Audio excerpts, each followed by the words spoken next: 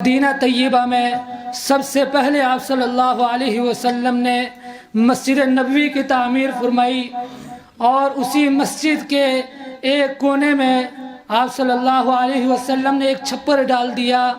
جس کے نیچے حضرات صحابہ اکرام رضوان اللہ علیہم اجمعین، حضرت عبداللہ ابن مسعود رضی اللہ عنہ، حضرت ابو ذر غفاری رضی اللہ عنہ، حضرت صہیب رومی رضی اللہ عنہ، اور ان جیسے جلیل القدر صحابہ اکرام رضوان اللہ علیہم اجمعین اس چھپر کے نیچے بیٹھ کر آپ صلی اللہ علیہ وسلم سے قرآن کی تفسیر پڑھا کرتے تھے۔ آپ صلی اللہ علیہ وسلم کے ان فرامین کو اپنے سینوں میں محفوظ فرمایا کرتے تھے۔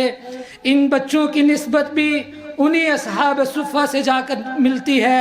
جن کے لیے اللہ رب العزت نے قرآن مجید میں اولئک هم المفلحون رضی اللہ عنہم ورضوا عنہ جیسے القابات اتارے۔ اب میں اس سال فارغ التحصیل ہونے والے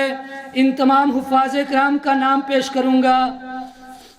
حافظ ذوالقرنین بن محمد الیاس، حافظ سیف اللہ بن عبد الکریم، حافظ ہشام بن محمد منیر، حافظ حسن مقبول بن محمد مقبول، حافظ سفیان جاوید بن محمد جاوید، حافظ فداء الرحمن بن محمد ارشد، حافظ حذیفہ خورشید بن محمد خورشید، حافظ عبد الباسط عمران بن محمد عمران، حافظ شہاب بن یار محمد۔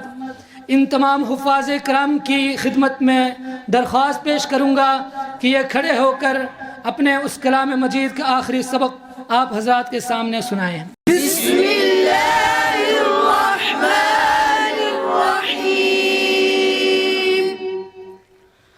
صبغۃ اللہ ومن احسن من اللہ صبغۃ ونحن له عابدون، قل أتحاجوننا في الله وهو ربنا وربكم ولنا أعمالنا ولكم أعمالكم